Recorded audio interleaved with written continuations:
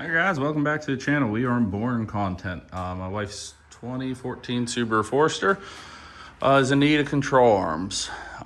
We've had this car since President's Day. When I bought this, honestly, I kind of messed up and I should have did control arms at the same time, but they didn't fail inspection and they just recently started making noise. So if you know anything about this generation of Forester, which runs from 14 to 18, they have control arms are kind of an issue that's common. I have ended up replacing the ball joints on this, like I said, and I'll show you what I ended up getting this time. The ball joints were parts store brands. I think they're called DriveWorks, but I went with Moog control arms for this. So when you do have to disassemble this, the passenger side is the easier side of the two. Driver side, you are going to have to, there's a shield that is specific for Foresters that goes, it's a plastic shield that goes over top of the transmission and stuff. I've shown you other videos of when I did the CVT change, but you'll have to remove that. That's super easy, but I'll get into showing you what I did. However, when I did this, I highly recommend if you're going to do control or ball joints or control arms, just do them kind of both at the same time. Parts store for the DriveWorks on both sides was, I believe, about $100. I think they were $50 a ball joint. I got that Moog box right there that has control arms and ball joints. I'm not doing ball joints today because the ball joints are fine, but I will put them in the shelf and we'll keep them for a later date if those cheap parts store ones fail. But the Moog one was $111 shipped to my door for both ball joints and control arms. If you've seen underneath this car, the control arms are kind of ugly, but as long as the joints were okay, I didn't really care. Or not the joints, I'm sorry, the rubber bushings. But we're gonna go ahead and get into this. I'll show you all the sizes and everything. You don't need a pit to work on this, but I do think it's gonna be easier not only to remove the shield, but when you torque the control arms down, the car is supposed to be in a loaded position, which would be on the ground. So that's the only reason why I went ahead and removed the pit door, and but we'll get into this. So let me show you what comes in the box. Let me show you the quality of it. I mean, if you guys have ever replaced anything, Moog's kind of Moog, however you say it, it's kind of a it's a bigger name brand, so it's a good brand. So let me show you what's in the box and we'll get into the disassembly. Okay, so this is both of the control arms. As you can tell, everything looks good. The bushing looks good. Really nice ball joint. Gonna have to figure out where to put them. They do provide you new cotter keys for both sides. I don't know where the other one ran off to. It's somewhere over here. But anyway, so yeah, you get a cotter key with both sides. I actually don't know where that went. We'll find that in a minute. So you get a brand new cotter key for right here for the castle nut on the ball joint. Like I said, we are not using that. I was kind of hoping for a part number for each side, which I'll have to get you the box, but it does show you right and left. So I assume the left one is for the driver's side, right one's for the passenger. I don't really think there's a difference, but we're gonna use that anyway. So let me go ahead and I'm gonna pull the wheel off of this, get it jacked up, put a jack stand underneath of it, and then we'll get into, I'll actually crawl underneath of it, show you what needs to be removed so you can get to the bolts, and then we'll work on getting the ball joint separated from this. All right, so once the wheel comes off, of course, they're 19 millimeter, then you're left with this. So you can kind of see how bad the bushing is on this. I don't know if you're gonna be able to see that one. But I think that's actually where the noise is coming from. If you look, let me see if I can get the light at a perfect angle. Hold on 1 minute, I'm trying to figure out how to do this. There you go. So you can kind of see, I think that's actually where all the noise is coming from. Let me push on this to see if, no, it doesn't really move. But if you look in there, I'll pull these off, obviously. I'll show you guys what they look like. But in order to get the control arms off, of course, there's a bolt there. There is a bolt there, but in order to take all that off, there's actually 2 more bolts under here, which I'm sorry if that's a really bad angle. I'll have to do that, but I'll have to show you that once I'm underneath there. Of course, the sway bar link, which is right there, I'm going to grease this while it's off as well. And then you're going to have to separate the ball joint, which of course I'm in the way, which is right down there. So as you can tell, not only are these control arms ugly, but the rubber bushing in these are pretty ugly. So I'm going to set you guys up on a time lapse. I'm going to start working on some of the easier stuff. None of it's really that difficult. You can do these with just basic tools, but I'm going to go ahead and get the sway bar link disconnected, work on the ball joint, and we'll set you up on time lapse for this.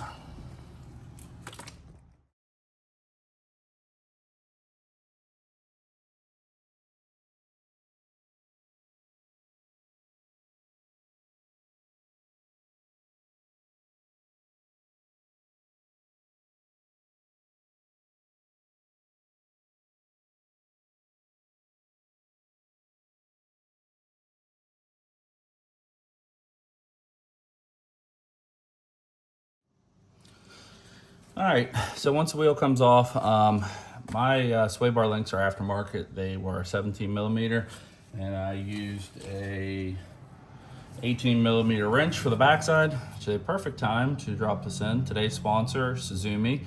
If you checked out our other videos, check out their tools. They have other tools other than ratcheting wrenches. They have torque wrenches, they have lug nut sockets, they have other things as well, but definitely check them out. Thanks again, Suzuki, for sending these out to us to try. As you can tell, we are still using them, and I still like them just as much.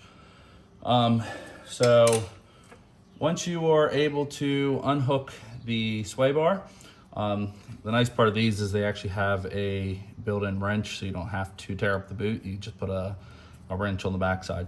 You may have to jack the control arm up because the sway bar is at an angle, and it's going to make it really, really difficult to come out. Went ahead and loosened the ball joint. I destroyed the cotter key coming out because it's just what I do. It's easier to just break them than to sit there and try to mess with it. It's a 19 millimeter. Went ahead and loosened that. As you can tell, I did not take the nut all the way off. I'm going to start hammering on the control arm. I'm going to save you guys the trouble from having to listen to that. And we're just going to go ahead and hammer there until it separates. You don't want to put a pickle fork in there unless you're replacing it, because it might destroy the boot. So usually if you just hammer on it right there, that'll work. But after that, we're then going to go ahead and work on, I'm probably going to crawl underneath, take that shield off, and then we're going to take the other two bolts off, and then it's pretty much reassembly.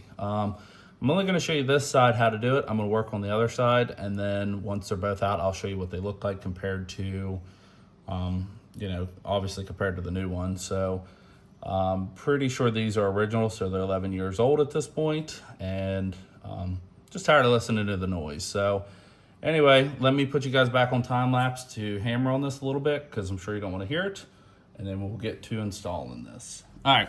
That one wasn't that bad. I knew it wasn't going to be. As you can tell, it is, well, it was separated. It is separated. So, well, maybe I might have to hammer back down on it. Anyway, it is separated now. So, that's a V10 box truck, in case you guys are wondering. It sounds like that. Anyway, sounds like shit. Now that that is separated, I'm going to crawl underneath, and let me push this down just a little bit. It's going to be a bad camera angle. So this shield right here has to come off. There's 10 millimeter bolts that hold it on, and a couple plastic clips. That's what we're going to work on next, and then we'll be able to get to the two brackets. Okay, so from underneath the car, this is why you have to remove this shield right here. There's two bolts there, one there, one back there. There's a plastic clip in the back. And then of course you'll have to remove, this bracket right here. And then that will get you access to pretty much what you want. So let me go ahead and remove this first. Of course, there's one of the control arm bolts, and there's the other one. Remember, if you guys live up north like I do, anti-seize everything. Make it like the Oprah show. You get anti-seize, you get anti-seize, everybody gets anti-seize. So everything's getting anti-seize. But anyway, I'm going to go ahead and remove the shield and we'll get into taking this apart. I'm not going to put this on time lapse. This is real quick. If you can't figure this out, you might not want to be doing this job anyway. All right, shield is off. We're going to go ahead and remove this next, and then we're going to start loosening the bolts on that side. I'm going to try to get you guys set up so we can kind of somewhat watch this. Splash shield, I forgot. They're actually 12 millimeters. Up here, right up here, there's a another one of them plastic tabs. There's a plastic tab back there where you see that hole, and they are 12 millimeter bolts again. So we are going to get into removing the rest of this bracket, and I think these are, sorry, I think these are 17s. This has to come off though. So obviously when it goes back on, and it sees everything. All right, might be a little loud under here. These are both 17s. Oh, beautiful rust. Welcome to Northern Cars. That's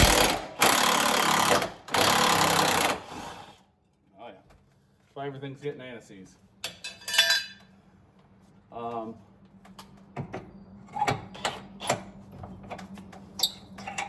So, up next, I think back here, there is, I want to say they're 19s. Let me grab a 19 to find out real quick. So that one's a 19. Says that, says that, and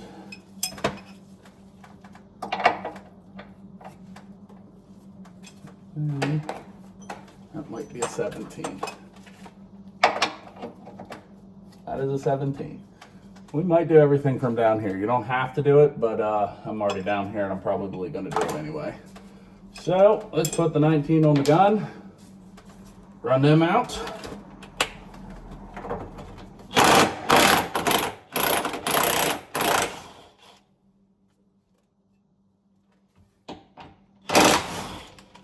They came out nice because they're in the body.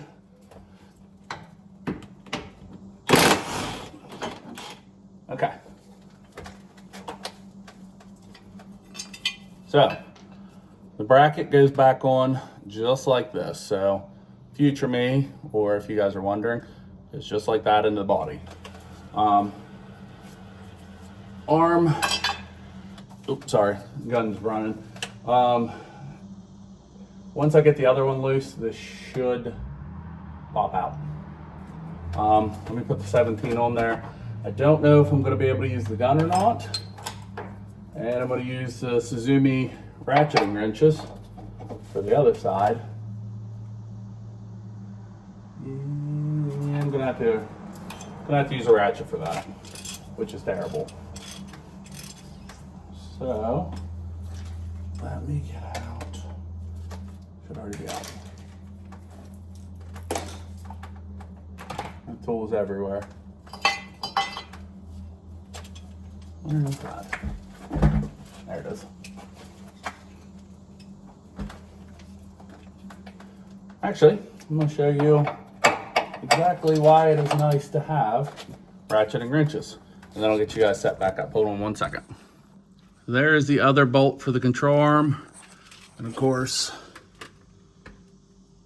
right there is the other side of it. I'm going to use the ratcheting, the ratchet on that side, and we're going to hold the wrench on this side. So another win for Suzuki. So hold on, let me get you guys set back up. Well, I thought I was filming and I was not. So of course I used the ratcheting wrench up here, the one that would go by the tie rod, and I just had to use a ratchet and push the bolt out. So at this point, I'm going to go ahead and remove the castle nut, and this thing should be ready to come out. All right, so it's off of the ball joint, and might have to, there it is, and I'm dropping stuff. All right, so there's one control arm, and it's pretty crusty. Oh yeah. Okay, so let me get out from under here real quick, and I'm going to show you what it looks like, how bad the rubber bushings were, and then we'll get into the reassembly. Like I said, not going to show you what the passenger side is. It's identical to this, but I will show you both of them side by side once I'm finished with this. Again, not a hard job. If you didn't replace ball joints, I would highly recommend, there's a big spider, highly recommend doing them at the same time. I just replaced it though, so we're not going to go ahead and do that. So as you can tell, there's no movement. So anyway, give me 1 second to get back up there and we'll get the new control arm and we'll start installing it. All right, so there is the new, or that's the old one, sorry. You can tell how bad, not only is it really, really rough, but one side is tore. It's tore right in there. And you can see it's starting to tear there. That just looks like hell in there. So, yeah. I'm pretty sure this is what was making the noise. Like I said, sway bar links, ball joints were replaced. There's really nothing left to make noise. I'm trying to see if this is a factory Subaru part. I don't see any kind of stamping. They might not have stamping, but you can tell it's clearly old. So let me grab the other one. We'll get you guys set up and we'll start to get into the reassembly process. All right, so there is the new, or that's the old one, sorry. You can tell how bad, not only is it really, really rough, but one side is tore. It's tore right in there. And you can see it's starting to tear there. That just looks like hell in there. So, yeah.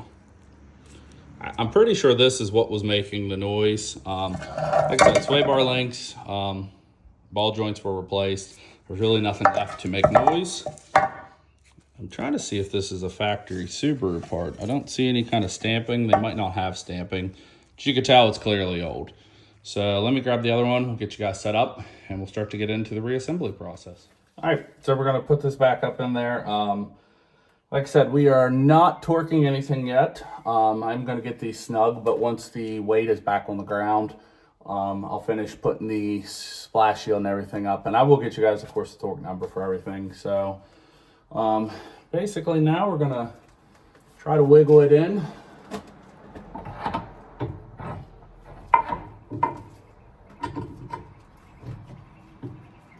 It shouldn't be that difficult. I'm trying not to be in the way either, so it's not helping things.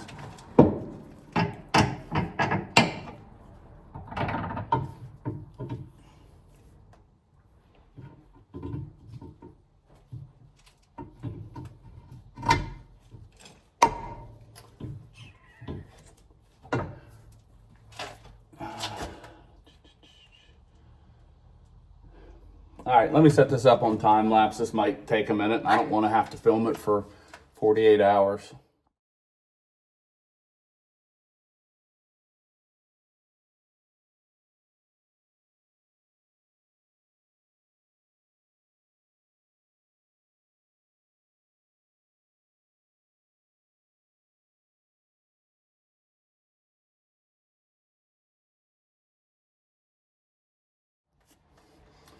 All right, so once you get the backside in, I almost forgot I had to put the bracket back on.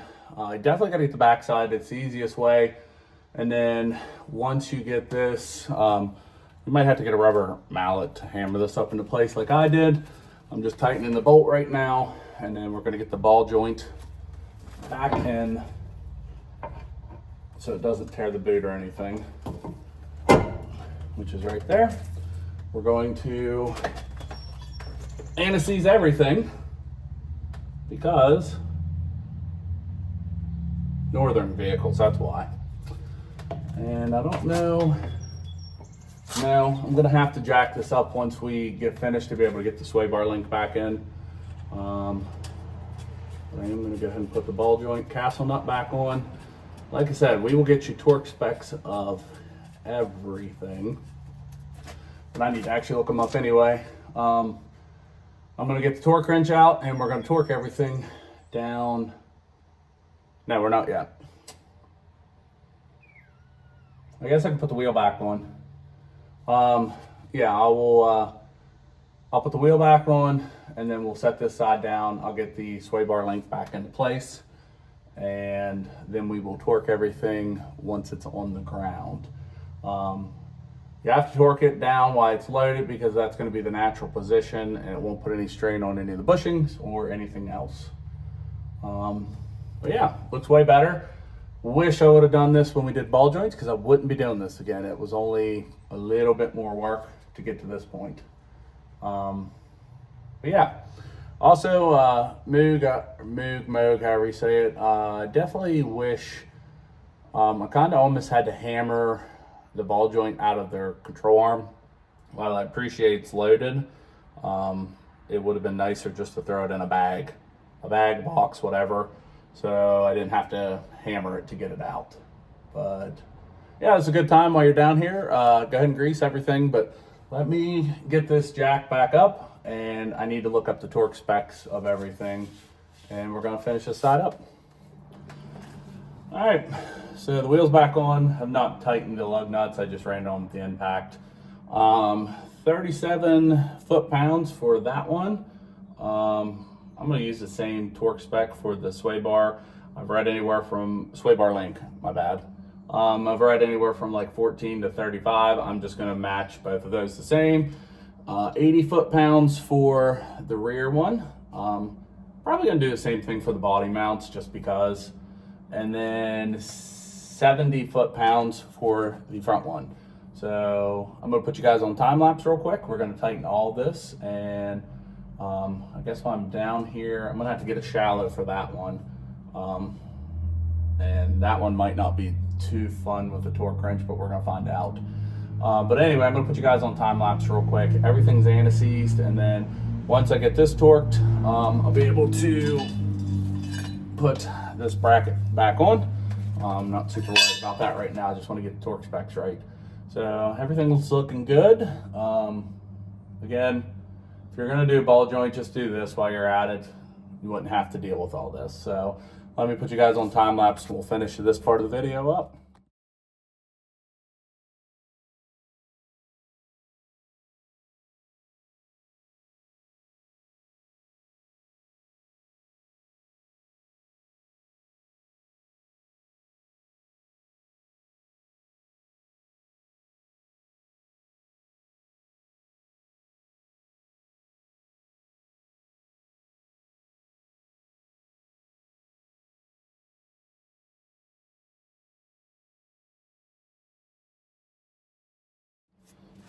All right, everything's torqued back. I did not torque that down, I just ran it in.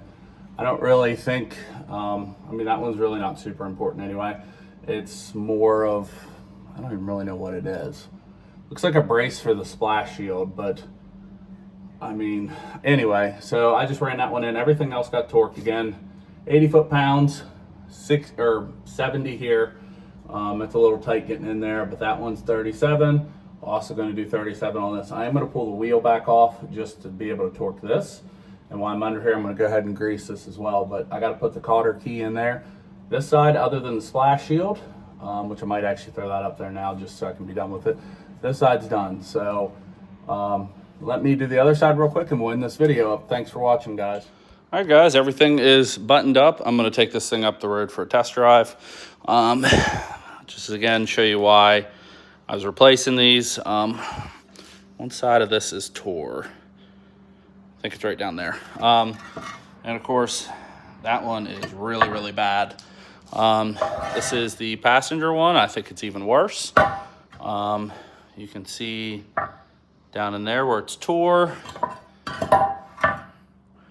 And it's starting to do the same thing there. So we're gonna take this up the road for a test drive. Once I get out of these dirty clothes, just to make sure everything's okay, and we'll finish the video up. All right, on the test drive, everything sounds really good. There's no noises. Of course, I want to check the torque specs online. I saw something kind of conflicting. If there is a number different than what I posted, I'm on a back road because I want to make sure everything sounds good. Like when you were going over small bumps like in a parking lot, it would make all kinds of noise, but it is perfect. It even feels like it rides better.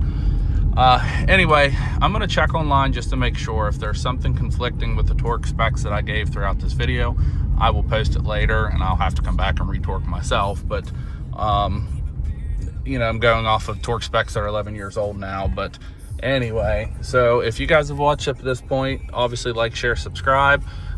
Check out Facebook for early releases of everything that we do. Again, thank you, Suzumi. Check out our other video dedicated to just the torque or the ratcheting wrenches. But this should be about the third video that we mentioned them. I really do like their tools. So if you guys have any questions or anything, again, comment below. Thanks again for watching.